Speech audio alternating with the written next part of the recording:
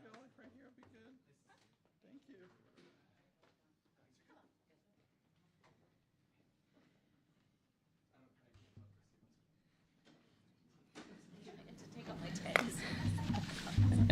Yeah. All good? I did, but it's just like that. All right. Good morning, everyone. Thank you for joining us.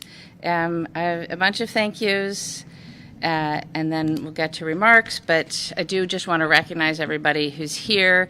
Council President Vitiver, Alders Madison, Ugair, and Mayor. Thank you for joining us. I also want to recognize library staff. So there's a number of library staff in the room. I'm not going to name all of you, but thank you for everything you do. I do, in particular, want to thank our library director, Tana Elias, Chrissy Wick, Mark Benno, Molly Warren, Brian Jensen, and Lori Suter. And we wouldn't be standing here and we wouldn't be talking about libraries in the way that we do here in Madison without our great Madison Public Library Foundation. So thank you to Connor and Aaron for their work on behalf of our libraries. I also want to thank park staff, and you'll see why in a minute.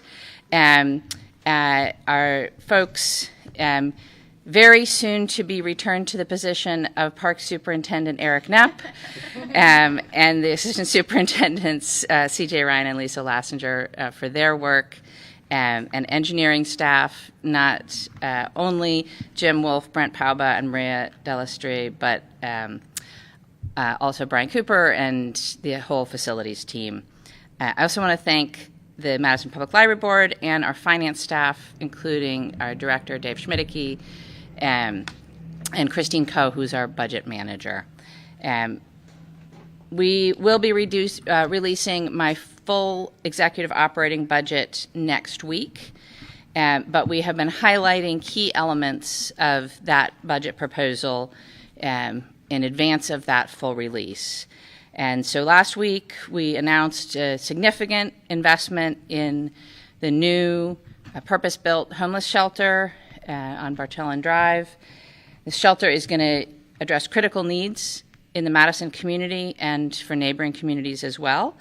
And again, I hope that our entire community will rally around this being a 24/7, 365 resource for our community.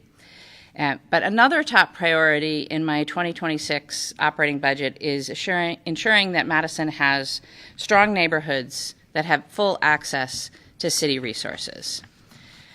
And we know that Madison libraries fill a really critical role as free places where residents can gather with their neighbors, they can connect to the world, and they can access a whole range of tools that can help them thrive here in Madison. I'm a library kid. My introduction to libraries was walking, I don't know, maybe 3 blocks from Central Elementary School in Ithaca, New York, over to the public library, the Ithaca Public Library. Actually, I think it was the Tompkins County Public Library, in an old 60s style building, and heading straight to the mystery section to check out a Nancy Drew. But libraries are so much more than books now. Yes, there's tons of books in this building and in our libraries, but libraries also offer access to online databases, to historical records, to digital resources that can help folks do everything from filing their taxes to starting a business.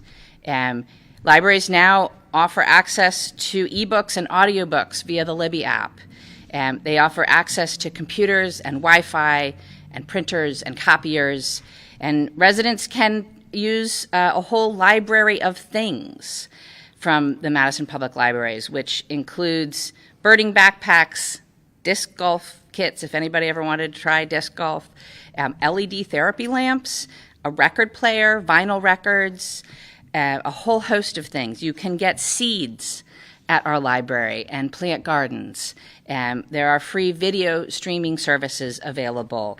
And, of course, each and every one of our libraries has a full complement of incredibly helpful and knowledgeable staff.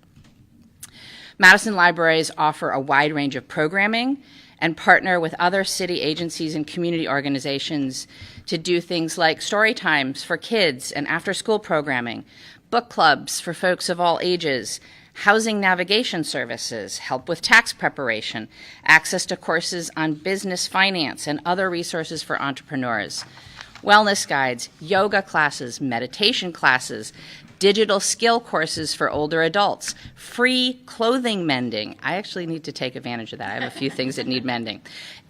Clubs for Minecraft, Dungeons and Dragons, and Scrabble. Pick your game, I guess. They have open studio hours with local artists, access to art exhibits in multiple library locations. We have cooking classes with local chefs. And nearly all of the programming that I just talked about is happening this very week in a library somewhere in the city of Madison. There is a lot going on in our libraries. But not all of our community is equally served by libraries right now. And for years, we've known that the northeast side of Madison has allowed the school district students living in the area qualify for free or reduced lunch. And 9% of the residents in the northeast side of Madison lack regular access to the internet. And that's why, for years, the city has engaged in a collaborative process to make a plan to construct what we now call the Imagination Center at Rindell Park, our city's 10th library. The Imagination Center is scheduled to open next September. It'll not only be a library, but also a park pavilion that can serve our community year-round. And today, as part of my 2026 executive operating budget, I'm announcing an additional $320,000 towards library operations for the Imagination Center, so that this great facility can open with a full complement of staff. We're also fully funding the Parks Department to operate that pavilion. Yes, you can have a moment for that.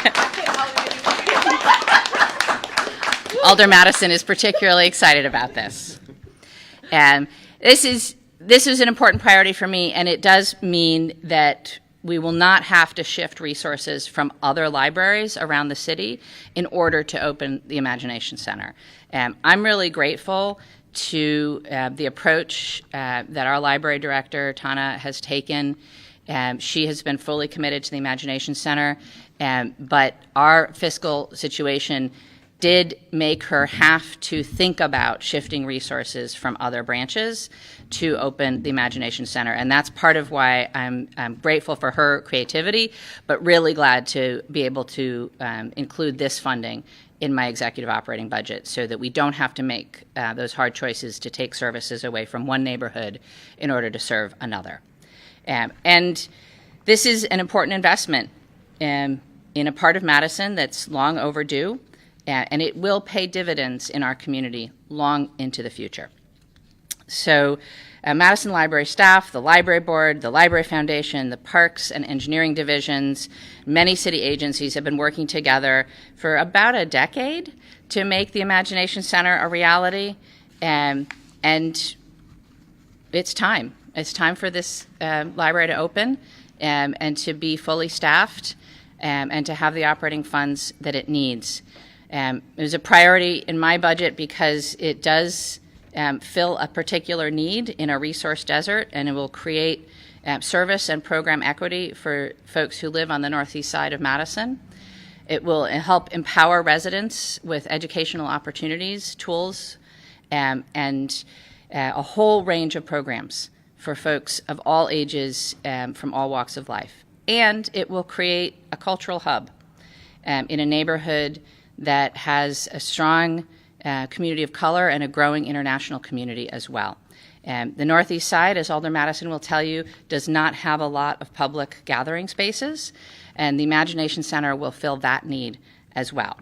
I'm really proud to make this a priority because the Imagination Center will be an anchor institution that lifts up not just the northeast side of Madison, but the entire city.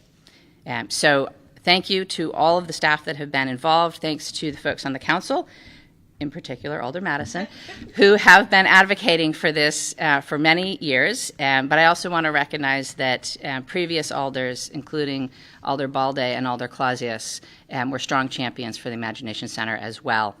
The entirety of my 2026 executive operating budget will be released next week on October 7th. And we're looking forward to sharing the rest of that budget with you. But again, today, I'm really proud to announce that we will have fully funded the Imagination Center. And with that, I'd be happy to take questions, if there are any. If not, all right. Well, let's have one more round of applause for the Imagination Center. I am happy. I am happy. Oh my God, I'm happy. Oh my God. I cannot wait to send this update. I cannot wait.